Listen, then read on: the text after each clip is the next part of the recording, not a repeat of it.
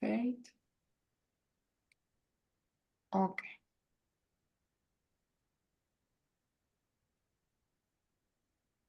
Perfeito. Então, hoje vamos conversar sobre sacramentos.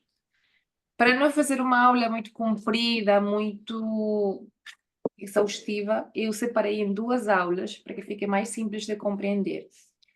Então, eu vou explicar tudo, vou dando alguns exemplos, eu trouxe algumas imagens práticas para que vocês consigam perceber melhor cada sacramento que vamos conversar hoje. E se tiverem dúvidas no momento, podem ir colocando no chat, mas vamos responder no final para que então assim fique a gravação com as outras meninas de uma forma muito mais prática. Tá bem? Então, bora lá. Deixa eu ver só aqui. O que são os sacramentos? Os sacramentos é uma palavra que, quando nós iniciamos na fé católica, ouvimos constantemente. E parece que, de alguma forma, quando há um desconhecimento do que são os sacramentos, também desconhecemos o quão especial e profundo é. Ou profundos são, melhor dito. Os sacramentos são sinais visíveis e eficazes da graça de Deus. Eles são instituídos por Jesus aqui na Terra. Então, são celebrações especiais que nos dão a graça de Deus e nos ajudam a viver como filhos e filhas de Deus. Então, uma forma de compreender os sacramentos é que pensem neles como presentes preciosos que Jesus nos deu para ajudar a viver melhor a nossa fé. São presentes tangíveis, ou seja, coisas que no nosso mundo físico conseguimos ver, conseguimos sentir. E o que é que está presente nos sacramentos? Como eu estava a dizer há bocadinho, é uma coisa tangível, ou seja, está presente no nosso mundo físico, apesar de ser uma representação da nossa fé, que é algo espiritual. Nos sacramentos estão presentes os sinais visíveis, ou seja, cada sacramento utiliza elementos específicos ou gestos específicos para mostrar a graça invisível de Deus. Por exemplo, no batismo, que usamos a água, na Eucaristia, o pão e o vinho, também fazemos uso do óleo. Portanto, há aqui certas características físicas, coisas que podemos ver, que podemos associar diretamente ao sacramento.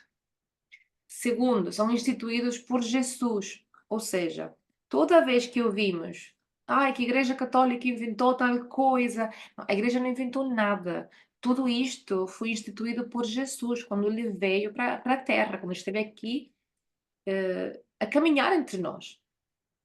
Durante a sua vida na Terra, ele instituiu estes sacramentos para dar-nos a graça de maneira correta. Por isso, desta forma, nos demonstrou como devemos viver, como podemos fazer para receber a força necessária através dos sacramentos para viver uma vida cristã, para viver uma vida que seja de acordo aos princípios e a tudo o que ele ensinou. E terceiro, os sacramentos são eficazes, ou seja, eles realmente nos dão a graça de Deus. Quando participamos, num sacramento com fé, Deus age nas nossas vidas. Isso nos transforma, isso nos muda, isso nos santifica. E por que temos esses sacramentos? Né? Se Jesus já veio e disse tudo, ficou tudo direitinho, para que temos sacramentos? Então, nós somos criação de Deus, somos criaturas físicas, que tudo o que nós fazemos, tocamos, nós demonstramos afetos através do toque, nós precisamos de objetos, nós nos comunicamos através de linguagem, com imagens, com frases, ou seja, o ser humano sempre precisou de símbolos para conseguir comunicar-se, para conseguir entender, para conseguir melhorar a sua percepção do mundo. Se nós fomos criados e Deus nos conhece perfeitamente e percebe que a nossa mente, o nosso entendimento precisa dessa simbologia, é natural que Ele criasse sinais visíveis para compreendermos a sua presença, o seu amor. Então, os sacramentos são uma demonstração visível desse amor, porque fortalecem a nossa fé, Eles recordam-nos constantemente o amor de Deus, a sua presença nas nossas vidas e a nossa decisão de caminhar esse caminho à santidade. Nos ajudam a receber a graça de Deus, ou seja, damos a graça que precisamos em diferentes momentos da nossa vida e vocês já vão compreender por que são esses momentos diferentes. Nos ajudam a viver em comunidade, porque nos unem como igreja, nos unem à família de Deus, ajudam-nos a viver em comunhão com os outros. Então, se vocês reparam na existência dos sacramentos, é uma manifestação muito óbvia, né, do amor de Deus, porque é tudo o que Ele é amor, é união, é regras que nos permitem viver de uma forma agradável aos seus olhos. É uma demonstração de que nos ama intensamente, incondicionalmente, e que nós temos a salvação, temos a graça sempre disponível para nós.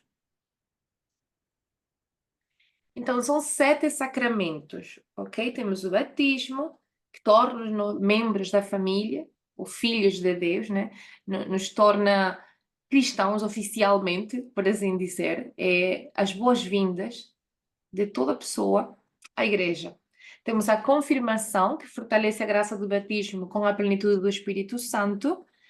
A confirmação, vocês já devem saber que acontece após a comunhão, ou a Eucaristia, que une-nos a Cristo, alimentando-nos com o seu corpo e sangue. Temos a penitência, ou reconciliação, que dá-nos o perdão dos pecados e reconcilia-nos com Deus e com a Igreja. Temos a unção dos enfermos, ou dos doentes, que oferece cura e conforto aos doentes. Temos a ordem, que consagra os homens para o serviço de igreja, como os diáconos, sacerdotes, os bispos, ou seja, toda a organização interna que nós podemos observar dentro da igreja. E por último, o matrimônio, que santifica a união entre o homem e uma mulher. Como disse no início, eles são vários, portanto, não vai dar para explicar todos hoje, e eu vou começar pelos primeiros 3. O batismo, que são as boas-vindas, como já expliquei há bocadinho. Então, este é o primeiro sacramento que recebemos. Não é o mais especial de todos, porque todos são especiais, mas como por ser o primeiro, é aquele que abre a porta à igreja. Ele limpa-nos do pecado original, dá-nos uma nova vida em Cristo. Quando nós recebemos o batismo, é como nascer de novo na família de Deus. Então, isto é a forma de dizer dos pais, né, quando levam o filho, assim como esta imagem que eu trouxe, é a forma dos pais dizerem: está aqui o meu filho, ele agora vai ser educado na vida cristã, né? Agora somos todos católicos, nós agora estamos dentro da igreja. É um passo que dão os nossos pais por nós e nós pelos nossos filhos. Quando acontece na idade adulta, é uma decisão própria, né? Há pessoas que já são adultas e ainda não foram batizadas e dão esse passo. Então, é o primeiro sacramento porque é ele quem nos dá as boas-vindas à casa de Deus. Nós podemos perceber melhor sobre o batismo nas passagens bíblicas de Mateus e João. Eu deixei aqui no PDF e eu vou facilitar depois. E lembra-se que eu falei sobre os símbolos, sobre os sinais visíveis que temos dentro do sacramento? Então, no batismo temos a água, que simboliza a lavagem dos pecados. Temos o óleo, que é a unção do Espírito Santo. E está a vela, uma vela grande que sempre pedem para levar, que representa a luz de Cristo. Então, dentro do sacramento, mesmo que o que está acontecendo é uma coisa física, umas boas-vindas a esta nova pessoa, esta nova alma que se vai juntar à igreja, também temos aqui outros pequenos símbolos que nos ajudam a perceber melhor o amor de Deus por nós. E isto é muito interessante e eu quero que vocês se lembrem, quando forem para a missa amanhã, quando vejam as velas e pensem, isto simboliza a luz de Cristo. Quando vejam as coisas acontecendo, percebam que nada é por acaso e que tudo que está aí é para sempre ser um lembrete do amor de Deus, de tudo que Ele representa na nossa vida. Oi? Então, aqui. Então, qual é o resultado, além de dar as boas-vindas do batismo na nossa vida, é que a nossa alma fica selada com a marca do batismo, que com esse batismo nós preenchemos o vazio espiritual do pecado original. Ou seja, o batismo dá-nos a graça santificante, nos purifica, nos capacita, nos prepara para viver em santidade. Quem já tem o batismo é como que abre um leque de oportunidades para viver a sua vida em santidade.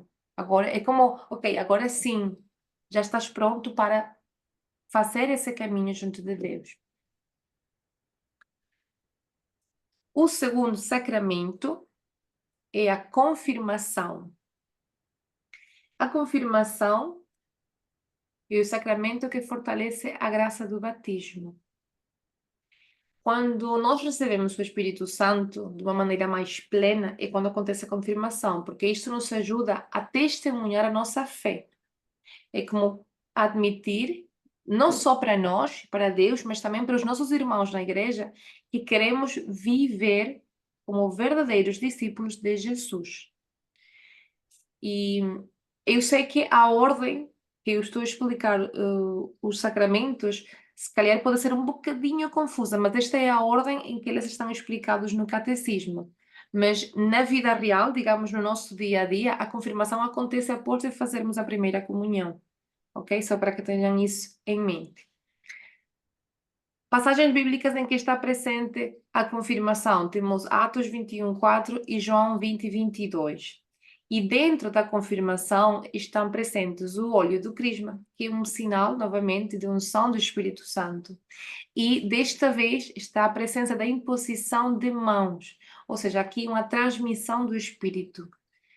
Então, novamente, temos aqui a presença de sinais visíveis, coisas físicas do nosso mundo, para que consigamos perceber que Deus nos conhece tão bem e sabe que mesmo a pessoa mais inteligente do planeta precisa de um jeitinho, digamos, para conseguir perceber o amor de Deus, porque nós precisamos dessa infinita misericórdia e dessa profunda simbologia para conseguir associar muito mais fácil e conseguir perceber mais fácil que nós precisamos de Deus.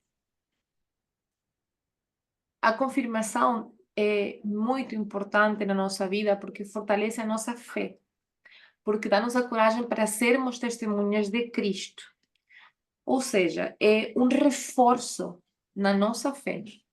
Une-nos assim, plenamente à igreja, porque é como uma decisão muito mais pessoal, é uma coisa muito mais consciente por parte da pessoa, apesar de que a confirmação acontece mais ou menos na adolescência, é uma decisão própria, de coração. Então, é retificar, ok, estou aqui para ser testemunha de Cristo, para ser discípulo de Cristo. A comunhão dá-nos a força especial do Espírito Santo para difundir a fé através de palavras, ações, como verdadeiras testemunhas de Cristo, para confessar com valentia o nome de Cristo e nunca sentir vergonha da cruz. Ou seja, isto aqui parece uma vacina da coragem. A confirmação é mesmo isso. A confirmação, como o batismo, imprime na alma do cristão um sinal espiritual ou caráter indelével. Por isso, este sacramento só pode ser recebido uma vez na vida. Ou seja, se a pessoa foi batizada, ai, não me lembro se fui batizada, não me lembro se eu fiz a confirmação, ou eu lembro-me que fiz, mas eu perdi a certidão. Se já aconteceu, a pessoa não recebe novamente, porque se estabelece que a pessoa já tem essa unção, a pessoa já recebeu o sacramento, portanto, só se recebe uma vez. E, antes de passarmos aqui a Eucaristia, eu queria partilhar aqui com vocês uma questão relacionada. Deixa eu passar para trás para não criar confusão. Queria partilhar com vocês uma questão que aparece no catecismo sobre os efeitos da confirmação. E explica que enraiza-nos, perdão, mais profundamente na filiação divina. Ou seja, é como se nós reforçamos o nosso relacionamento com Deus, é como ratificar que somos mesmo filhas dele. Une-nos firmemente a Cristo, aumenta em nós os dons do Espírito Santo, torna mais perfeito o laço que nos une à igreja e dá-nos uma força especial para sentirmos-nos confiantes quando defendemos a igreja de Cristo. Então, a consumação da confirmação, dado que acontece uma vez só, é importante que esteja presente na nossa vida em termos de rituais diários, porque se isto é uma forma de ganhar coragem, de perceber melhor a nossa fé e de dar um passo mais consciente a demonstrar que somos seguidores de Cristo, se nós fazemos tudo isso, além de vivermos uma vida em santidade, uma vida muito mais leve, uma vida que nos permita também atrair outras pessoas a seguir a Cristo, nos vai fazer sentir muito mais perto do amor de Deus. Quanto mais perto estamos da santidade, de estar em comunhão com Cristo, é muito mais fácil para nós estarmos no nosso próprio ambiente, por assim dizer, porque apesar de termos inclinação ao pecado original, nós temos também uma necessidade de Deus, uma necessidade que está ali intrínseca. E quanto mais perto nos mantemos dele, mais saciada está essa necessidade. Muito bem. Por último, mas não menos importante, no dia de hoje, vamos conversar sobre a Eucaristia. E a Eucaristia, já devem ter ouvido essa frase, mas ela é o centro da vida cristã, é o centro da nossa vida, por completo. Quando se fala da Igreja Católica, dizemos sempre que a Igreja é cristocêntrica. E quando dizemos que é cristocêntrica, pensamos, ok, é Cristo, se calhar é a cruz. Por que a Eucaristia vai ser o centro da vida cristã? Porque ele é a presença real de Jesus no meio de nós, só que está em forma de pão e de vinho. E durante a missa, nós relembramos o sacrifício de Jesus e recebemos o seu corpo e sangue como alimento espiritual. As passagens onde vocês podem encontrar isto na Bíblia estão em Mateus e João também, como a maior parte dos sacramentos. Penso que vocês já devem ter ouvido muitas vezes na missa, porque é uma coisa que sempre se fala, que é da última ceia, de como Jesus falava, este é o meu corpo, este é o meu sangue. Ou seja, nós temos aqui uma representação direta do seu corpo. Por isso é que existe tanto respeito à Eucaristia e por isso é que ele é o centro da vida cristã. Não é por ser vinho e por ser pão, é porque o que representa é Deus, ele está ali conosco. Os símbolos presentes neste sacramento são o pão e o vinho, como já disse, e que representam claramente o corpo e o sangue de Cristo. O sacramento da Eucaristia é o ápice de toda a vida, de toda. A Eucaristia conclui a nossa iniciação cristã, porque ela finalmente une-nos a Jesus de forma íntima, que recebemos o seu corpo. Fortalece a nossa fé e a vida espiritual e une-nos mais profundamente à comunidade cristã. Então, até agora, quando falamos destes 3 primeiros sacramentos que mencionei, estamos a falar de iniciação cristã, estamos a falar de entrada na igreja, de as boas-vindas na igreja, de ser recebida dentro da igreja por primeira vez. E quando finalmente recebemos a Eucaristia, além de ser o ápice da vida cristã, é o último passo de iniciação. Ou seja, é, digamos, o passo básico que deve ser cumprido para termos acesso aos outros sacramentos.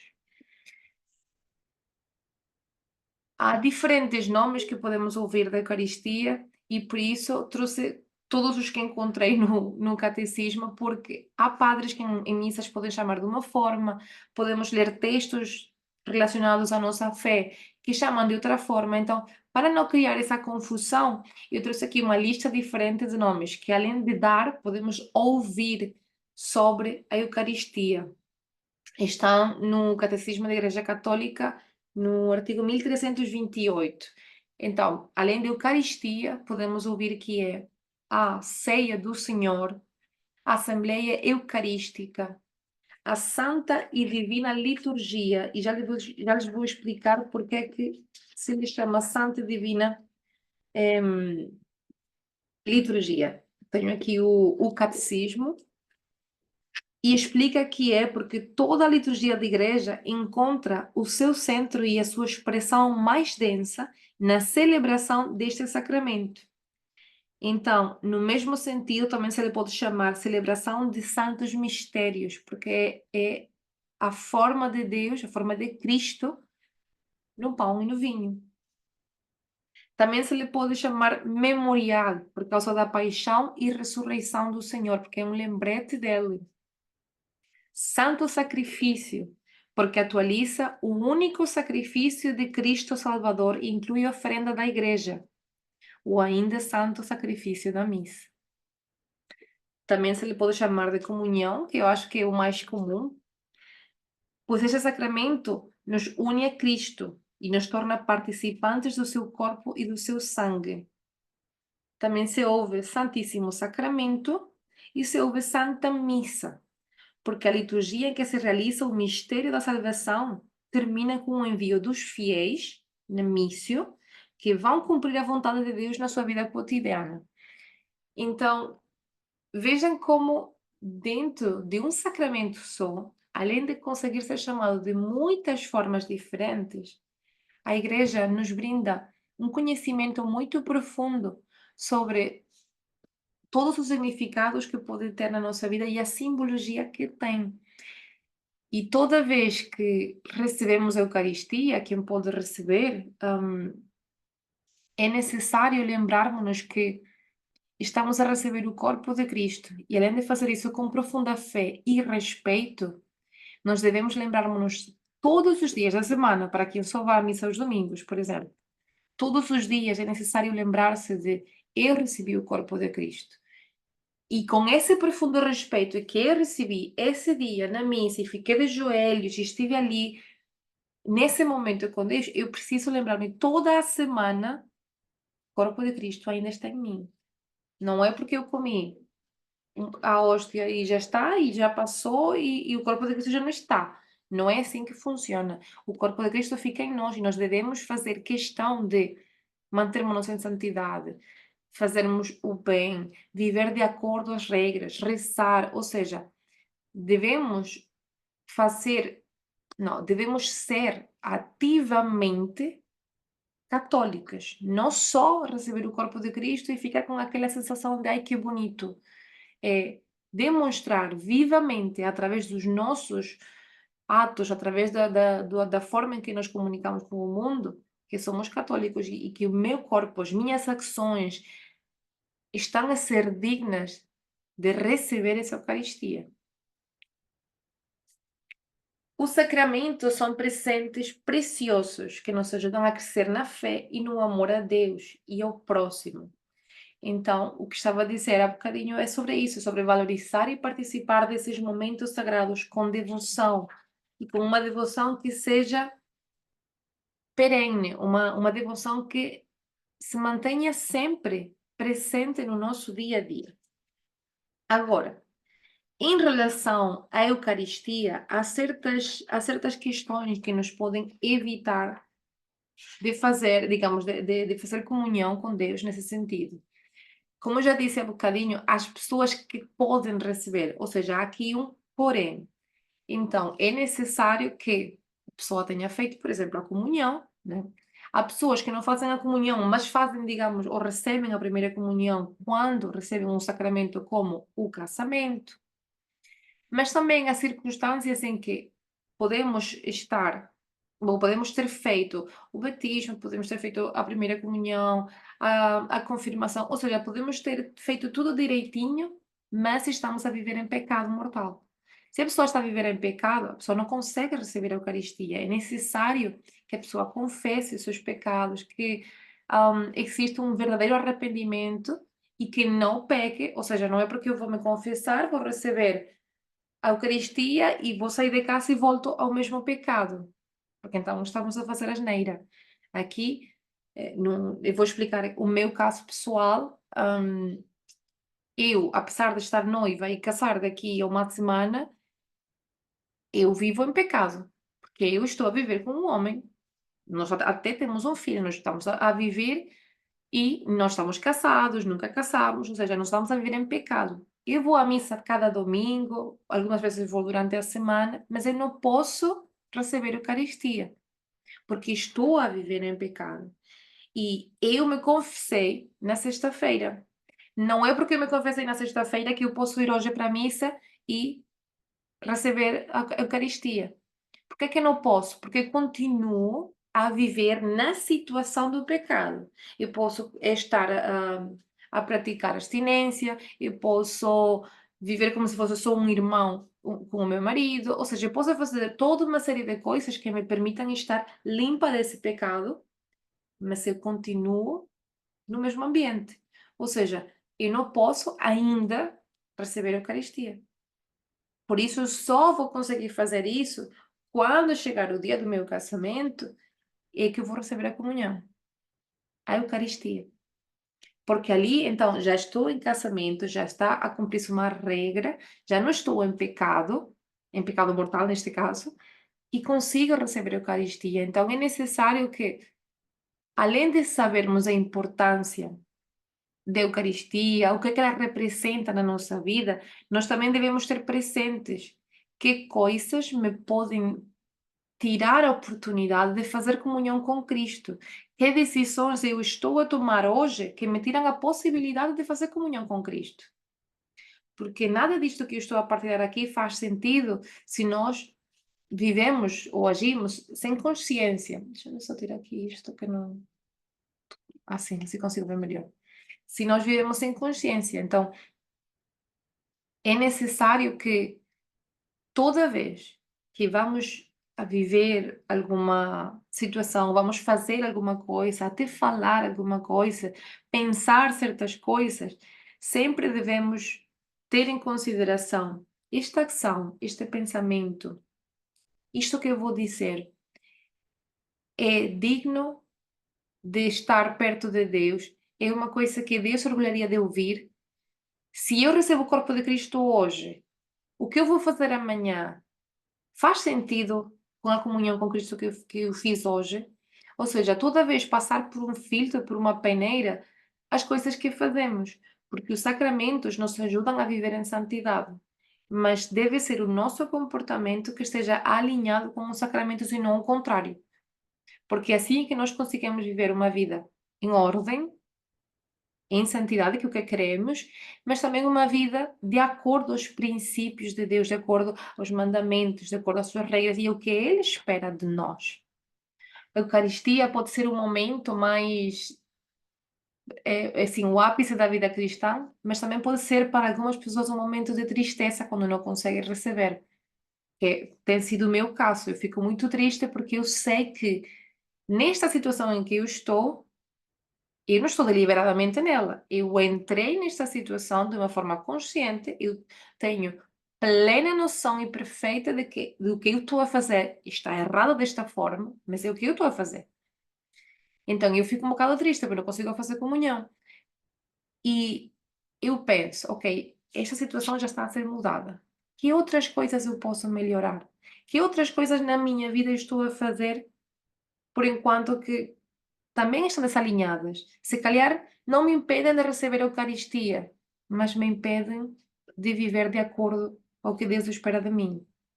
Então, esse é o lembrete que vocês quero que levem hoje. Que pensem até que ponto as vossas ações estão alinhadas não só com o que a igreja diz, e com o que Deus espera de cada uma.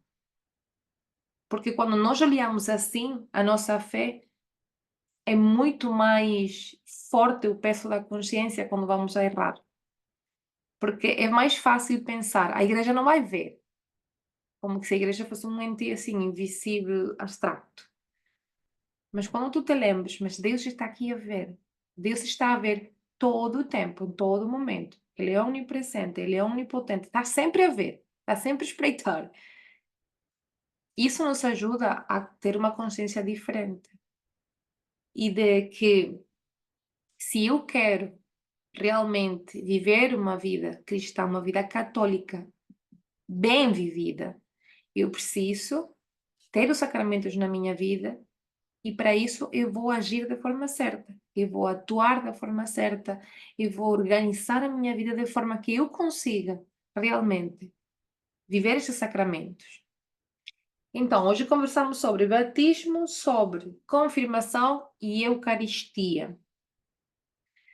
A próxima semana vamos conversar dos outros sacramentos, né? E já fechamos essa parte, digamos, de introdução aos sacramentos, porque apesar dos conceitos que eu trouxe hoje estão muito simples, é muito leve, ou seja, o conteúdo é para digerir bem fácil, depois vai ser necessário também integrar de forma moral esses conceitos, esses sacramentos na nossa vida. Mas para isso vamos aprofundar mais à frente. Por enquanto, há alguma dúvida, alguma partilha, alguma coisa que queiram saber que tenha ficado no ar, que eu volto a explicar? Eu gostei que a Alessandra até já limpou a garganta, porque ela vai. Deixa eu começar. Deixa eu começar com o meu caderninho, as minhas considerações. Querem que pare a gravação ou continuo gravando? Continua gravando, pelo menos para as considerações. Tá bem, tá bem. Não, até que hoje eu não anotei muita coisa, mas assim, é, algumas coisas que eu acho importante falar é sobre o batismo, é o que a Romy falou, não é o mais importante, mas é algo que a gente tem que se atentar da tamanha importância dele. Então, assim, eu sei que também o mérito hoje não é para entrar nisso, mas eu digo assim, algumas coisas que eu achei interessante quando a gente estava estudando, quando eu estava lendo Fé Explicada, né? Que, por exemplo, quando a gente vai ter o bebê, é importante vocês saberem que se é, por exemplo, em um caso de urgência, por exemplo, o bebê nasceu e por alguma complicação ele não vai sobreviver por muito tempo, ele vai sobreviver, sei lá, 7 horas. Nós, pais, podemos batizar essa criança para que ela não morra em pecado, tá? Porque se Exatamente. ela morrer em pecado, ela não vai para o céu. Então, é importante quando a gente vai para o hospital, por exemplo, ter um neném, a gente saber como batizar os nossos filhos para poder né, salvar ele de alguma forma. Isso foi uma coisa que me tocou muito quando eu aprendi, eu acho muito importante, porque isso traz muito a questão da importância, né, de ser batizado. Então, por exemplo, recentemente, eu até conversando com uma pessoa adulta, ela falou, não, não sou batizada. E na hora já me veio a preocupação, eu falei, meu Deus, não dá de falar para ela, se batizar, não? Mas é claro que isso não foi inconveniente, mas agora a gente sabe a importância, né? A gente dá. E é igualzinho, e entra muito no mérito do matrimônio, né? Pra gente, às vezes, muitas vezes, quando nós tivermos nossos filhos, né, a gente se preocupar com isso, dá o devido à preocupação que isso realmente, o peso que isso realmente merece, sem ficar se preocupando em ter que fazer uma festa, em ter que fazer isso, ter que fazer aquilo e ter que, enfim, é que nem nós que moramos aqui, eu só vou batizar quando eu for para o Brasil, ou só quando todo mundo vier para cá, né? Então, a gente ter essa preocupação. É, Deixa eu eu, complementar sobre esse batismo, sim, uma sim, sim. consideração, já que você vai para outro tópico. É, Porque só para ficar claro, gente, o batismo, como a Romy falou, ele é uma marca que nos traz para a vida de Deus, para a vida familiar com Deus, e ele nos limpa do pecado original, que todos nós nascemos com essa mancha do pecado original. Ou seja, nós já nascemos em pecado. Se essa criança, por isso que é muito importante se batizar o quanto antes. É Ali indicado, inclusive, que se batize até no primeiro mês da criança. Porque se acontecer alguma coisa da criança morrer, exatamente. tá? Ela vai morrer em pecado. E aí, não. O que que a gente não pode? A gente não vai falar, olha, coitada dos islãs ali que estão ali jurando a outro Deus e a Alá e eles não são batizados.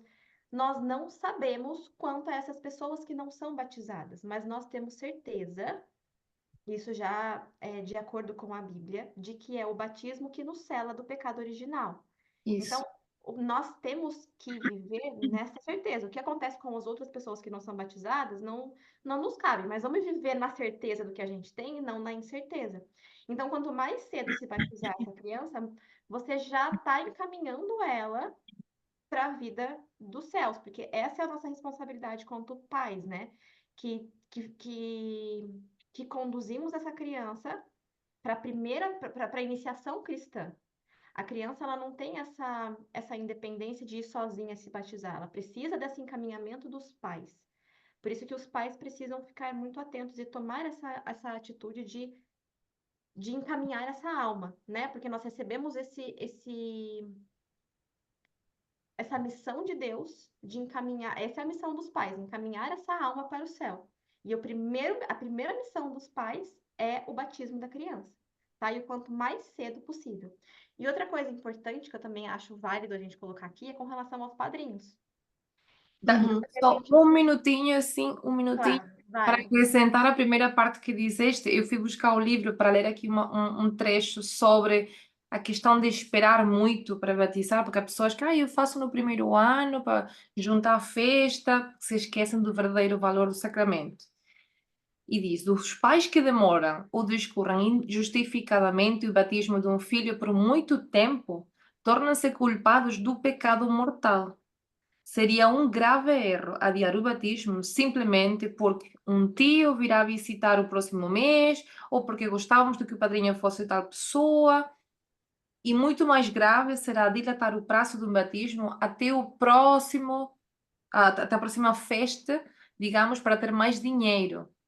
A grande Uhum. festa da criança é com Deus, com os anjos e os santos na pia batismal. Nenhum deles está interessado em celebrá-la com um barril de vinho, cheios de comida e montes de festas. Ou seja, é mais um lembrete de o batismo, ou seja, o sacramento é o que é importante. A nossa demonstração, como é que vivemos, é que é importante. Eu estou a fazer, a planear o batismo do Bruno e o que toda a maior parte das pessoas têm dito: ai, não vais fazer festa? Ai, tão rápido! Organizaste um casamento tão rápido, um batismo tão rápido. E eu, gente, isso não é para fazer festa com vocês, é uma coisa importante para nós.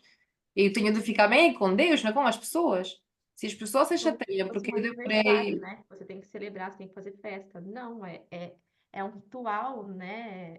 Não, e não um momento de festa. É claro que a gente quer comemorar, é uma coisa muito bonita, mas até que ponto nós estamos a colocar as coisas sociais, as coisas do mundo, Sacramento em primeiro acima lugar.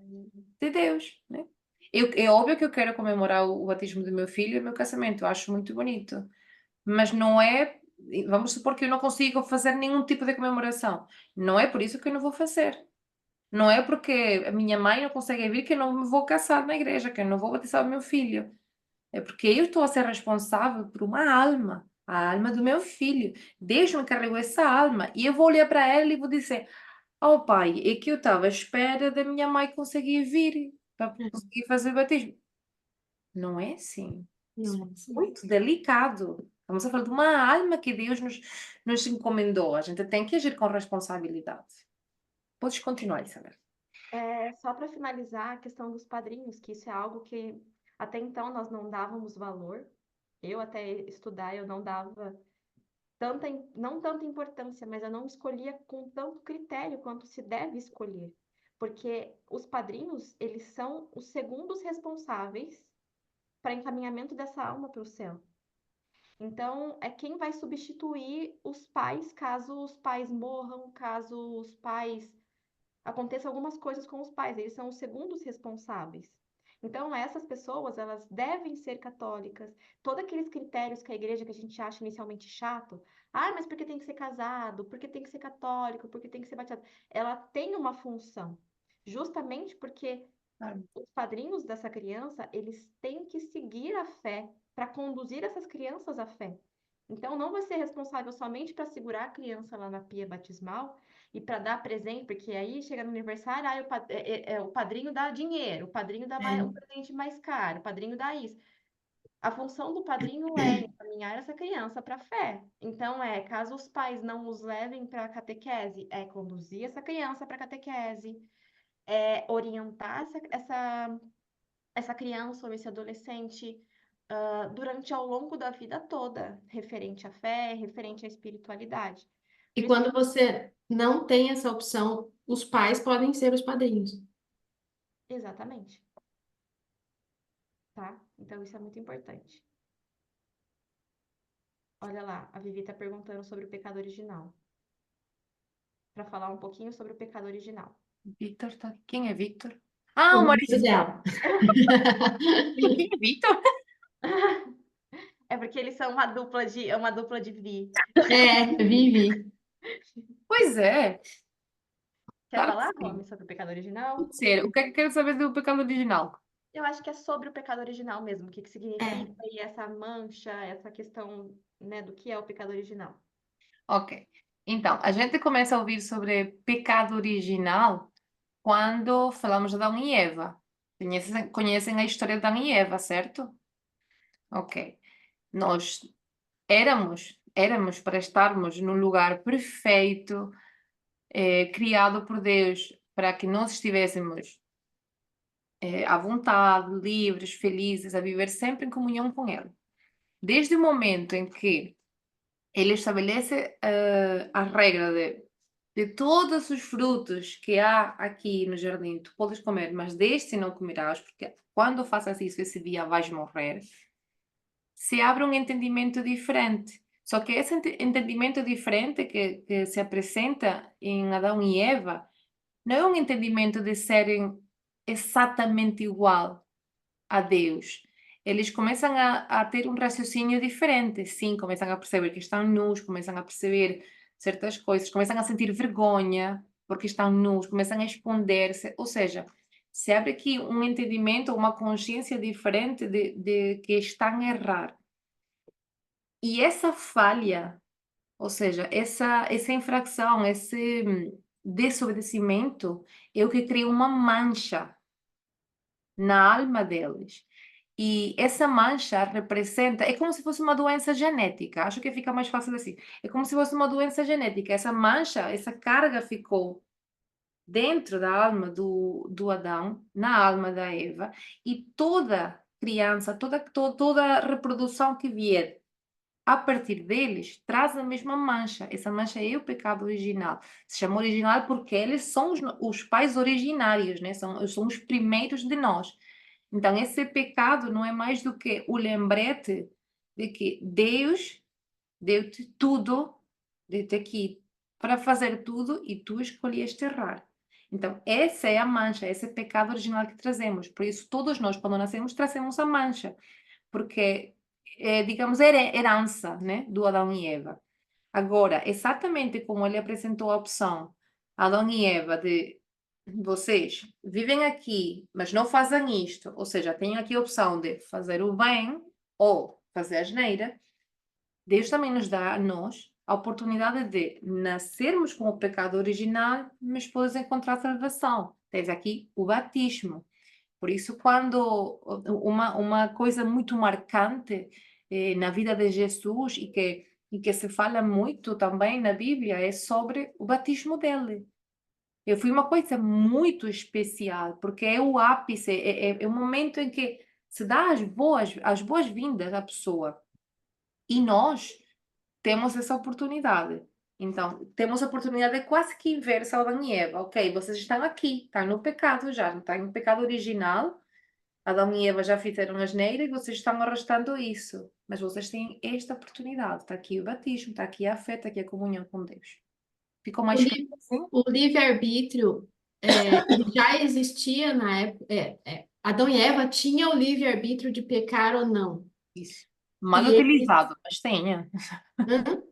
Mal Mal utilizado, mas utilizado, tenha. exatamente. Então, a partir do momento que eles pecaram, as portas do paraíso foram fechadas para eles, porque eles já viviam no paraíso. Nesse paraíso que a gente fala que a gente vai encontrar depois que a gente morrer, se a gente não estiver em pecado, é, eles já viviam nesse paraíso. Então, a partir do momento que eles cometeram o pecado, as portas do paraíso foram fechadas e a partir daí eles foram manchados pelo pecado original, que é, né, o que a Roma acabou de falar, e como nós somos descendentes de Adão e Eva, toda essa geração. Ela fez né, o paralelo bem interessante, exatamente, como se fosse uma questão genética aí da nossa Ali, alma. aqui Eles no... tinham, eles tinham poderes, como é que é? Não é sobrenatural, esqueci o nome, eu já pego, retomo aqui qual que é o poder. Mas eles tinham 3 poderes antes de caírem em pecado. Eles tinham domínio sobre os sentidos, ou seja, eles não tinham essa questão do prazer, eles não tinham essa questão da gula, eles não tinham essa questão do material, eles tinham domínio sobre si mesmo. Eles tinham o dom da inteligência, ou seja, eles não precisavam estudar, eles não precisavam descobrir coisas, porque eles já tinham domínio sobre tudo. E eles tinham um domínio, eles não iriam morrer, nós não morreríamos. Eles iriam para o céu de corpo e alma. Tanto é que o que se fala na Bíblia hoje, o salário do pecado é a morte. Como pena desse pecado original, porque eles tiveram o livre-arbítrio. Olha, eu não vou obedecer a ti, eu prefiro escolher o que o Satanás me disse para fazer. Me foi seduzido. E Adão foi soberbo. Não, eu sei mais do que Jesus. Eu quero ver o que vai. Jesus não, do que Deus, eu quero ver no que vai dar. Então, eles acabaram perdendo os poderes que eles tinham. Então, eles perderam esse dom da inteligência, eles perderam esses dons, esse domínio sobre os prazeres, e eles perderam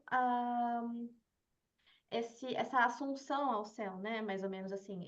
A gente agora tem que morrer. Escorpião. Então, a gente se desatacha do corpo e a alma, tá? E ele não morre só no corpo, né? Agora podemos, a nossa alma também pode estar condenada se a gente não faz a coisa certa. E nós É somos por isso que condenados por isso, só porque se nós estivéssemos lá, nós também teríamos a mesma escolha. Vai ser soberbo a nossa parte de dizer assim, não, eu vou fazer, com certeza eu iria obedecer a Deus. Não, porque a gente não obedece até hoje. é, por isso que, e quando a Romy falou a questão de que eles começaram a sentir vergonha de se verem nus, é por isso que eu até falei que eu acho que a gente até precisa colocar no nosso calendário para falar sobre a vergonha, que a vergonha está relacionada com a questão da soberba. Isso é uma coisa que a gente sempre, assim como a preguiça, né? Ah, que preguiça de fazer isso. A gente vê com a preguiça uma coisa pequena e ela é uma coisa grandiosa, a vergonha também é. E uma coisa que. Ah, eu também agora esqueci o que eu ia falar.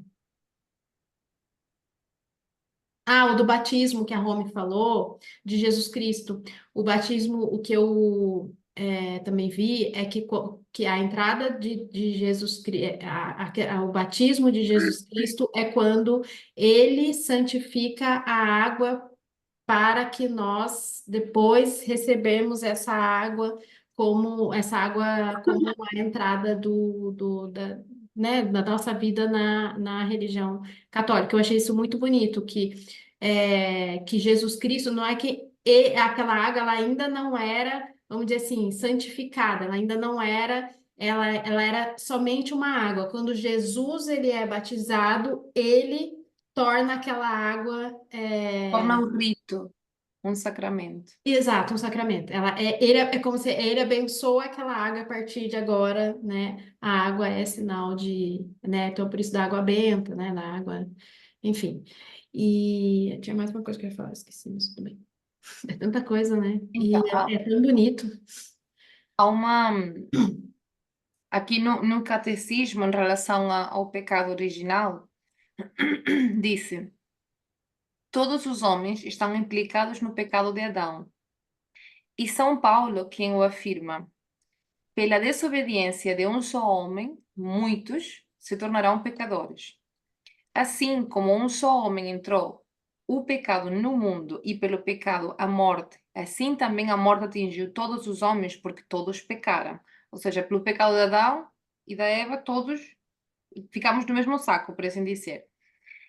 E continua, a universalidade do pecado e da morte, o apóstolo opõe à universalidade da salvação em Cristo. Ou seja, assim como pelo pecado de um só veio para todos os homens a condenação, Assim também, pela obra de justiça de um só, ou seja, Cristo, virá para todos a justificação que dá a vida.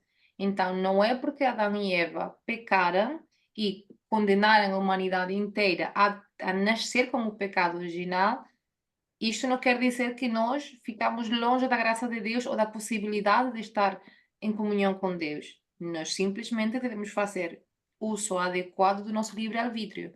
Assim como Uhum. eles fizeram uso dele de forma errada, nós devemos fazer um bom uso do nosso e escolher sempre viver em comunhão com Deus. Mesmo que isso signifique, em alguns momentos, ir contrário aos nossos desejos, às nossas vontades. Eu E acho que uma coisa que eu aprendi também, pode ser bom para vocês, se Deus nos criou, se Deus nos criou, né, e se Ele é o maior de todos, de todo o universo, de tudo que existe hoje, eu não posso ser soberba a ponto de contestar o que Deus criou. Então, assim, se eu aceito que Deus me criou e criou tudo isso aqui que a gente vive hoje, né? Quem sou eu para dizer que a igreja está errada, ou até mesmo para julgar outras pessoas, porque isso é muita soberba da minha parte. Então, assim, é muita hipocrisia eu dizer, eu aceito que Deus me criou, que Deus é muito bom, que Deus tem uma infinita misericórdia, mas eu não aceito, é, sei lá, as questões da Igreja Católica. A Igreja Católica está ultrapassada. Então, é tipo assim, é uma coisa quase que contrária. Então, eu não aceito que Deus me criou. Porque é tipo assim, eu aceito que Deus me criou, mas agora eu quero ser melhor do que ele, julgando né, o que a própria igreja que ele criou. é, e isso acaba sendo, não sei se ficou claro para vocês, mas isso acaba sendo uma soberba da nossa parte, um pouco do nosso ego. Então, assim, é aquilo que a gente já comentou em várias discussões várias vezes. Então, eu acredito naquilo, então eu acredito só naquilo que me convém. E esse não é o certo. desde o momento que nós levamos os nossos filhos a batizar, né, ou desde que somos batizados, se pressupõe que nós vamos seguir a vida cristã, né, que nós vamos seguir os princípios, os valores, tudo o que Cristo deixou aqui, tudo o que a igreja, o magistério da igreja, coloca na vida de todos nós. Mas, novamente, temos livre-arbítrio, né? Mas o ideal é que diariamente a gente faz um exame de consciência. E nesse exame de consciência não é só pensar o que é que eu fiz hoje, o que é que eu não fiz, como que poderia ser melhor, porque esse tipo de exame de consciência fica um bocado raso quando nós queremos mesmo viver uma vida em comunhão com Deus. Então, esse exame de consciência deve ser sempre com humildade, percebendo que nós somos humanos, né? E nós pecamos e nós, quem somos nós diante de Deus, né? E pensar se eu, na minha condição de ter uma inclinação a pecar por causa do pecado original, por causa da forma em que eu fui criada, se eu, com essa inclinação, estou a decidir manter-me em santidade, o que é que eu fiz hoje para isso realmente? O que é que eu fiz hoje para ser digna do sacrifício de Cristo, para ser digna de ter recebido a comunhão, para ser digna de ter estado na pia batismal? Ou seja, sempre tentar viver de forma que a nossa vida seja um lembrete da dignidade que eu recebi desde o momento em que me deram as boas-vindas à igreja.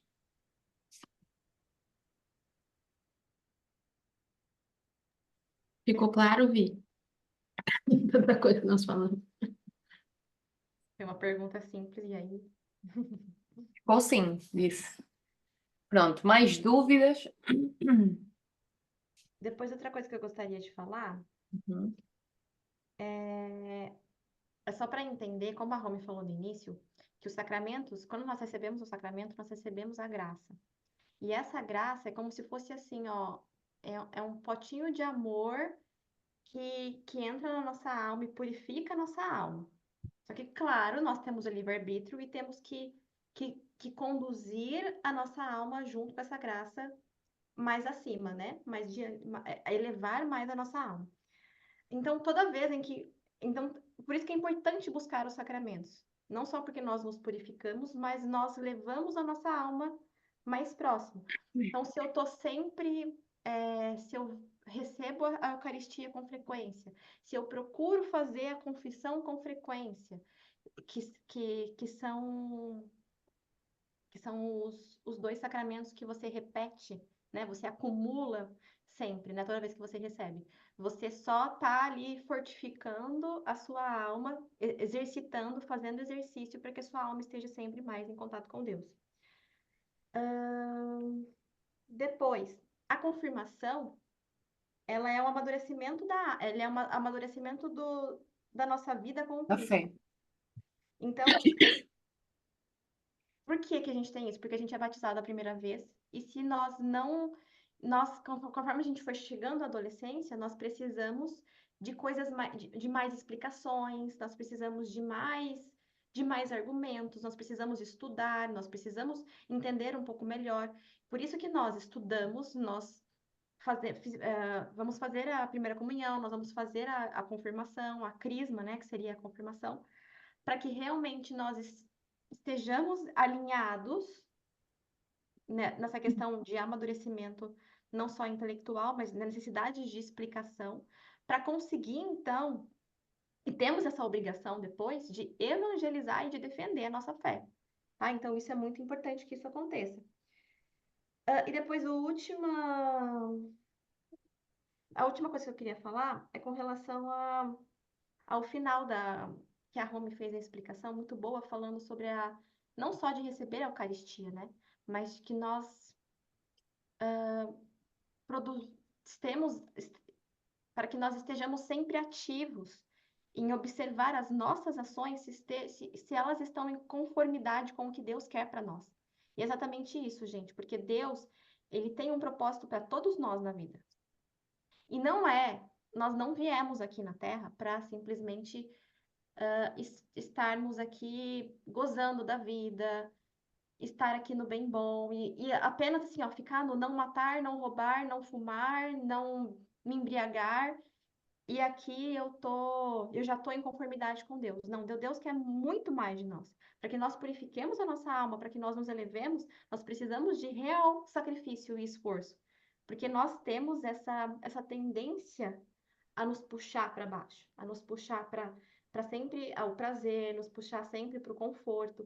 Então, é sempre fazer o exercício. O quão pura é a minha mente, o quanto eu julgo o outro, o quanto eu faço dentro da minha casa para que seja um lar santo, para que eu santifique também, ela vai falar depois sobre matrimônio, mas que eu santifique a minha família, para que eu leve o meu esposo para o céu, para que eu leve o meu filho para o céu.